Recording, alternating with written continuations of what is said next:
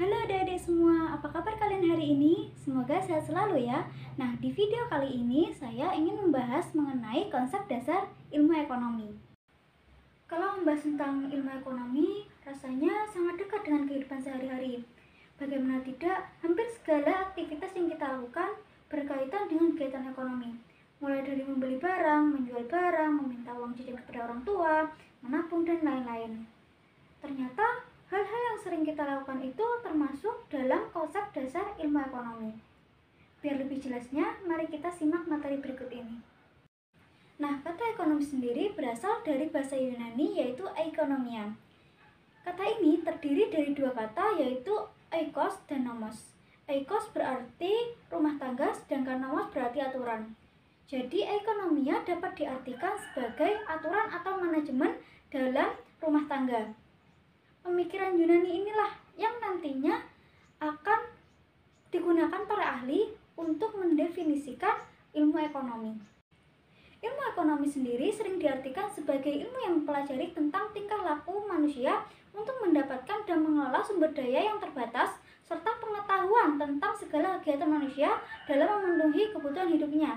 Jadi ilmu ekonomi ini mempelajari bagaimana manusia dalam mengelola sumber daya atau alat pemenuhan kebutuhan yang terbatas, sedangkan kebutuhan yang tidak terbatas. Mempelajari ilmu ekonomi ini sangat bermanfaat bagi manusia karena yang pertama, menentukan cara yang tepat dalam memanfaatkan sumber daya yang langka menjadi alat pemenuhan kebutuhan yang memberikan kepuasan maksimal.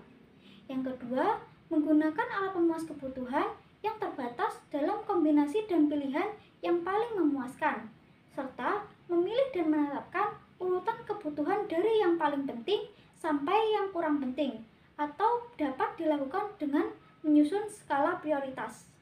Menurut Albert W. Stoner, kajian ilmu ekonomi terbagi menjadi 3 kelompok, yaitu ilmu ekonomi deskriptif, ilmu ekonomi terapan, dan teori ekonomi. Yuk kita bahas satu persatu setiap jenisnya. Yang pertama yaitu ilmu ekonomi deskriptif. Sesuai namanya, ilmu ekonomi ini akan memberikan deskripsi mengenai data-data yang menggambarkan kenyataan atau fenomena yang terjadi. Dengan ilmu ekonomi deskriptif, kita dapat melakukan analisis untuk menggambarkan kondisi yang sebenarnya dalam kegiatan perekonomian.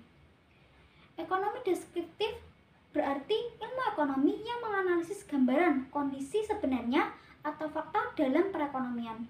Jadi, ilmu ekonomi deskriptif ini berfokus pada data-data yang menjelaskan berbagai fakta atau fenomena yang terjadi di masyarakat. Untuk mendapatkan gambaran yang valid, data yang diperoleh harus disusun secara sistematis. Contoh dari ilmu ekonomi deskriptif ini yaitu mengenai krisis moneter yang terjadi di Indonesia pada tahun 1998. Yang selanjutnya yaitu ilmu ekonomi teori. Ilmu ekonomi teori ini berupaya menjelaskan pengertian dan hubungan sebab akibat serta cara kerja sistem perekonomian. Jenis ilmu ekonomi ini berlandaskan pada hasil observasi terhadap aksi dan reaksi kegiatan ekonomi dalam kehidupan masyarakat. Pada perkembangannya, ilmu ekonomi teori ini terbagi menjadi 2 jenis, yaitu teori ekonomi makro serta teori ekonomi mikro. Makro membahas kegiatan ekonomi secara menyeluruh. Analisisnya bersifat global dan berfokus pada permasalahan sistem perekonomian secara keseluruhan. Misalnya, pengangguran yang menandakan bahwa perekonomian tidak mencapai tujuannya untuk menyerap seluruh tenaga kerja. Yang kedua, inflasi yang disebabkan oleh meningkatnya harga secara terus-menerus. Yang ketiga, suku bunga yang bila mana mengalami kenaikan akan menyebabkan peningkatan beban bunga. Dan yang terakhir, pertumbuhan stagnan yang terjadi apabila pasokan produk tidak meningkat atau malah menurun. Sementara itu, teori ekonomi mikro membahas perekonomian dalam ruang lingkup kecil atau khusus. Biasanya, teori ekonomi mikro ini mempelajari tentang perilaku individu, rumah tangga, perusahaan dalam membuat keputusan untuk mengalokasikan sumber daya yang terbatas. Misalnya saja, harga dasar dan harga tertinggi. Harga ini perlu ditetapkan apabila apabila tidak terciptanya keseimbangan antara permintaan dan penawaran dalam pasar. Yang kedua, kenaikan harga bahan bakar yang dapat menyebabkan penurunan pendapatan bagi perusahaan maupun pengemudi. Yang ketiga, praktik monopolistik. Hal ini akan mempersempit peluang bisnis sehingga akan menghilangkan semangat kewirausahaan bagi masyarakat. Dan yang terakhir, panjangnya saluran distribusi. Hal ini menyebabkan tingginya harga barang pada saat sampai pada konsumen. Dan yang terakhir yaitu ilmu ekonomi terapan. Ilmu ekonomi terapan ini yaitu ilmu yang menganalisis teori untuk merumuskan kebijakan pedoman yang tepat untuk mengatasi masalah ekonomi tertentu.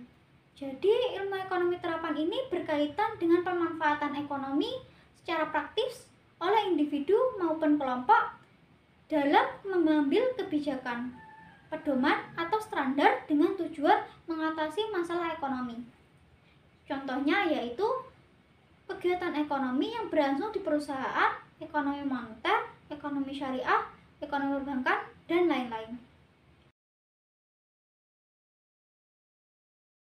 Yang selanjutnya yaitu metode ekonomi. Apa sih metode ekonomi itu?